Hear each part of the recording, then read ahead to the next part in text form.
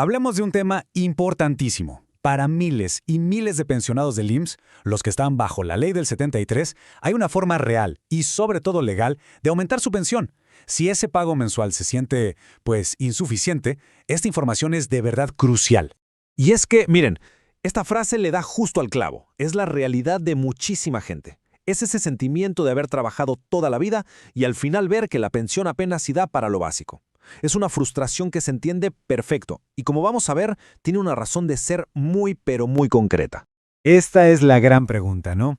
No es solo por preguntar, es el punto de partida para muchísimas personas que ven cómo todo sube de precio mientras que su pensión parece congelada en el tiempo. Y de ahí nace una duda profunda y, sobre todo, muy legítima. Y justo esa duda, esa cosquillita de pensar, oye, ¿y si el cálculo original estuvo mal? Es el primer paso. Vamos a meternos a fondo para entender de dónde sale y por qué tiene todo el sentido del mundo. A ver, la duda no aparece por arte de magia. Se va alimentando día con día al ver que el salario mínimo ha tenido aumentos muy significativos últimamente. Pero la pensión, esa no ha crecido igual. Y resulta que para quienes están en el régimen de la Ley 73, esa sospecha tiene una base legal súper sólida. Y bueno, aquí está el mero origen técnico de todo el asunto. La razón por la que miles de pensiones son más bajas de lo que deberían se resume en estas 3 letras contra 2 palabras. La UMA contra el salario mínimo. La UMA, fíjense, se creó con una intención muy clara, que si subía el salario no se dispararan automáticamente cosas como las multas de tránsito o los créditos del Infonavit. Era pues una herramienta administrativa. El tema es que nunca, pero nunca, se diseñó para calcular pensiones. Y justo ahí comenzó todo el problema. A ver, pongamos las cosas en perspectiva con esta tabla. Para las pensiones de la Ley 73, la ley dice que el cálculo correcto es con base en el salario mínimo. Punto. ¿Pero qué pasó? Que por años el IMSS usó la UMA, que crece mucho más lento, solo lo que sube la inflación. El resultado, pues, era inevitable, un monto de pensión mucho más bajo. Y esta gráfica lo dice todo, es clarísima. Vean nada más del tamaño de la diferencia. Año con año el salario mínimo ha tenido empujones importantes hacia arriba, mientras que la UMA, pues, ha crecido modestamente. Toda esa brecha que ven ahí es literalmente dinero que mes con mes no llegó al bolsillo de miles de pensionados. Pero, afortunadamente, ante toda esta situación, hubo una respuesta. Y una respuesta súper contundente. No estamos hablando de una opinión o una interpretación, ¿eh? Hablamos de una decisión de la máxima autoridad judicial de México. Esta es la clave de todo. La Suprema Corte lo dijo con todas sus letras, de forma clara y definitiva. Para las pensiones de la Ley 73, el cálculo se tiene que hacer con el salario mínimo. Y esto básicamente confirma que el IMSS tiene la obligación de corregir todas esas pensiones que se vieron afectadas por este error. Entonces, el punto central aquí es entender esto. La corrección de la pensión no es un favor, no es un nuevo programa del gobierno, no es un apoyo. Es simplemente que se reconozca un derecho que fue violado. Es recibir lo que por ley correspondía desde un inicio. Y bueno, ¿qué significa todo esto en la práctica? O sea, en el día a día. Pasemos a lo bueno, a ver el impacto directo y tangible que tiene en el bolsillo del pensionado. El primer gran beneficio, y el más evidente, es un aumento permanente en el pago de cada mes. No es un bono que se da una vez y ya. No.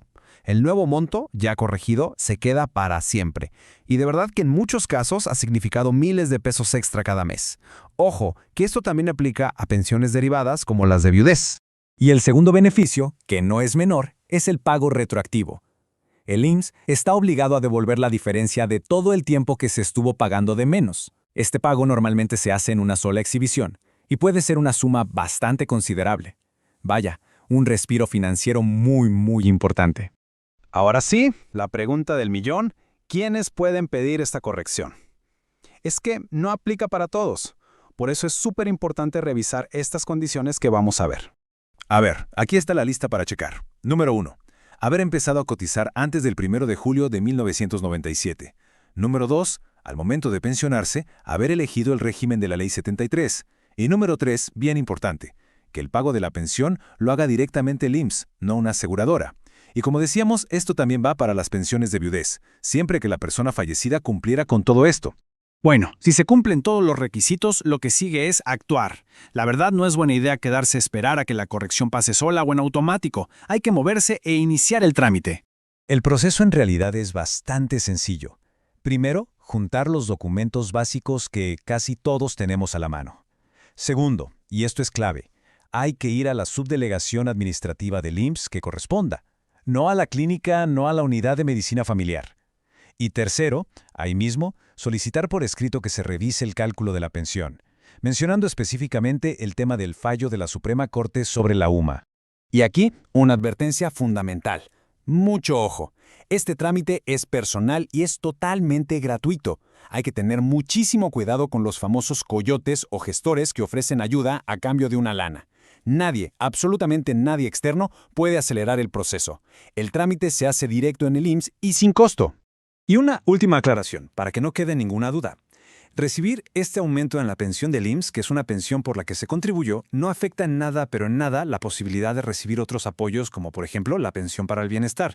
Son dos cosas completamente distintas y son compatibles.